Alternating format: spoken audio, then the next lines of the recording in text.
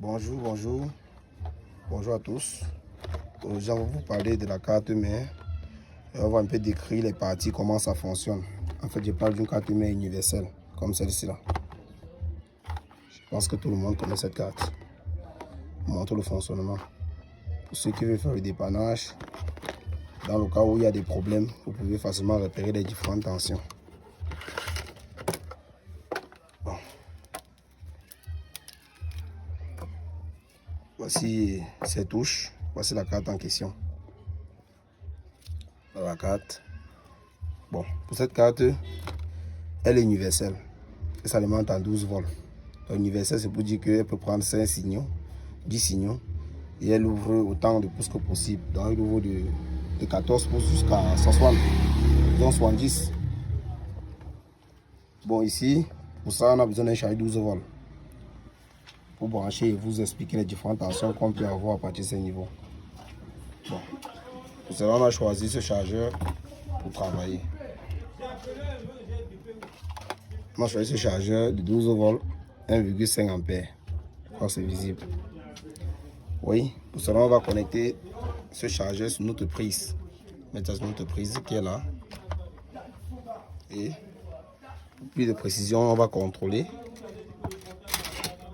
Qui nous donne réellement 12 volts. On va contrôler.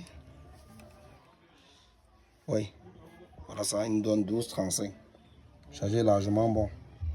Mais elle est suffisante juste pour faire des essais parce que au niveau de connecter sur un écran, elle peut être faible. Là, on va connecter à partir d'ici. On va connecter.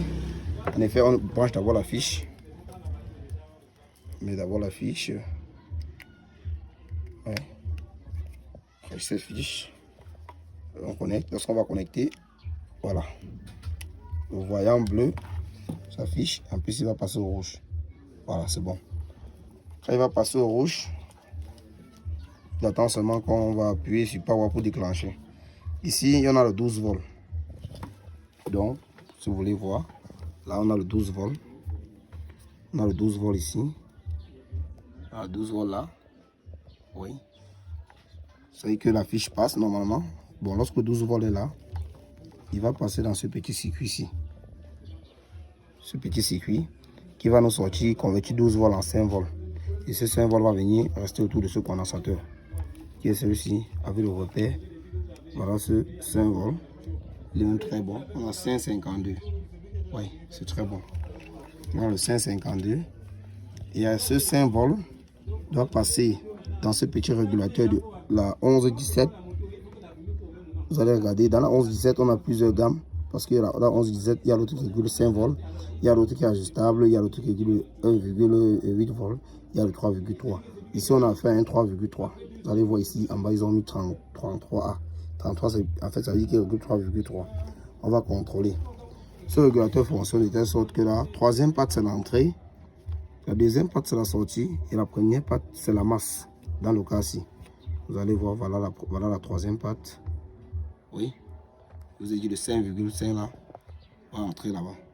Oui, on a 5,52. On a connecté là sur la troisième patte. Et là, la deuxième patte, c'est la sortie. Oui, il nous sort 3,38. Là, c'est normal. C'est le régulateur 3,3. Et la troisième patte, et la première patte qui est la masse, comme j'ai donc dit. Donc, et après avoir eu ce 5 volts, le 5 volts va aussi nous permettre de venir alimenter le circuit de son qui est celui-ci. En fait, il alimente le circuit de son, mais le circuit n'est pas encore déclenché. Parce que tous ces circuits sont intelligents. Ils ont une entrée stand-by qui permet de démarrer le circuit. Donc, tant que la tension est là et que la patte là n'a pas encore été déclenchée, ce circuit reste complètement mieux. Et le même 3,3, qui est ce qui produit de ce régulateur, doit venir alimenter cette mémoire-ci. Cette mémoire, ouais. Voilà ça, 3,38. Autour de la mémoire, on a une tension de 3,38. Ainsi de suite, on a un autre régulateur qui est ici. Notre petit régulateur, oui, à 11,17. Ce régulateur-ci, là, 11,17. Et en bas, on voit un truc comme 18. Ça veut dire que c'est un régulateur de 1,8 volts. Comme j'ai d'abord dit tantôt, la troisième patte, c'est l'entrée. La deuxième patte, c'est la sortie. La première patte, c'est la masse. Et il consomme toujours le même 5 volts qui est produit par ce DC to DC. Vous allez vérifier, on pose le multimètre ici sur la masse et on vient. On a, est-ce qu'on a le 5 volts? Oui, on a le 5,51. Exactement, c'est toujours ça. On a deuxième patte, on a 1,87. Oui, c'est bon. C'est 1,8, c'est normal. Et la troisième patte, c'est la masse. Cette même tension vient entrer dans ce circuit, le circuit de commande. Et ensuite, on a aussi ce petit DC ou DC. Lui-même, il prend aussi un 5 volts. Il convertit à 1,10, parfois 1,20. Et il part toujours dans le circuit. Dans ce type de carte, c'est ce circuit-là, ce bloc de circuit qui fait tout.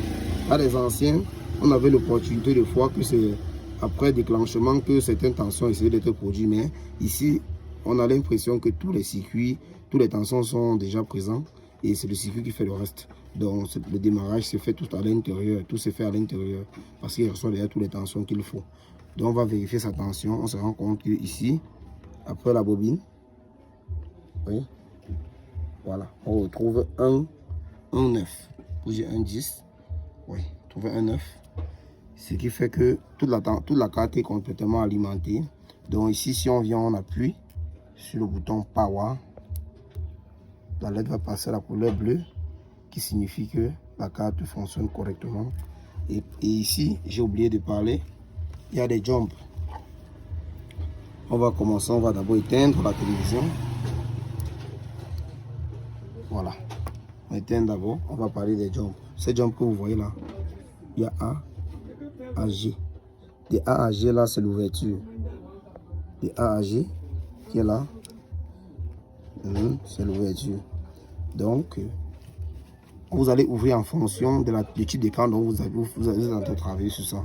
Et vous allez regarder sur son carton, parfois sur le carton surtout, et parfois derrière la carte.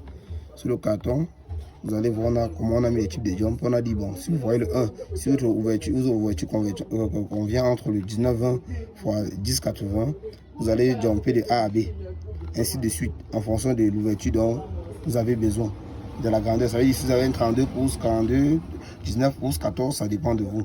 Et sur le carton, on a aussi mis le password, le menu, non, dans le code pour entrer dans le second menu, pour peut-être gérer le mirror, dans le cas où il y a des petits trucs à modifier, disons peut-être par rapport à mirror, si l'image est inversée, et le versa, si l'image peut être amplifiée, ainsi de suite.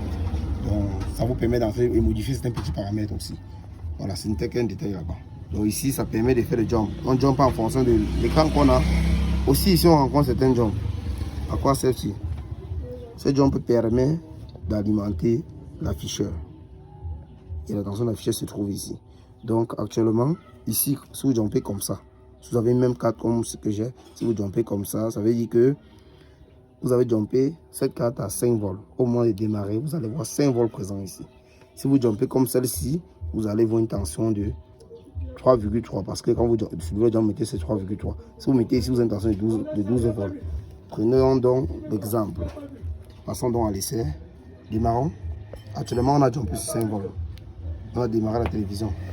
Contrôlons alors si c'est vraiment ça. On met notre multimètre là. Regardez là. On a 5,5. C'est bon. On fait le même essai.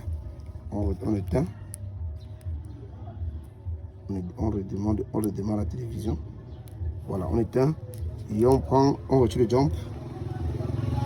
On progresse. On met sur 3,3. Et on redémarre la télévision. La télévision est démarrée. Et on reteste. Oui. On voit une tension de 4,34. C'est normal. Justement parce que c'est virtuel. Cette tension est virtuelle. Justement, c'est 3,3. Maintenant, on éteint. On va confirmer que c'est son rôle réel là-bas. On revient maintenant. On prend le jump. Et on jump sur 12 volts. Et on démarre la télévision. Voilà. Et on teste. Voilà, on a 12 volts. Vous voyez? Donc désormais, quand vous voyez ces jumps, il faut savoir que ça sert à jumper les tensions qui permettent de lancer l'afficheur. Et les autres fiches que vous voyez là sont les signaux. Et encore pour plus de précision dans cette carte, les signaux, ici là, ça peut marcher en 10 ou en 5 signaux.